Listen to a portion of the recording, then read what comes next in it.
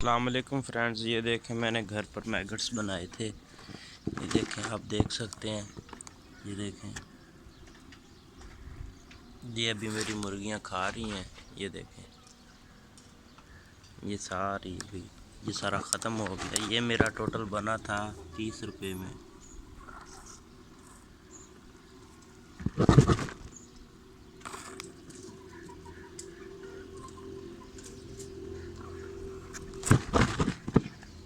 ये देखें, आप भी अपने घर पर मुर्गियों के लिए बना सकते हैं। इसके लिए लाजमी नहीं है। ये देखें, मैंने सारा कचरा डाला था लकड़ी का लेके।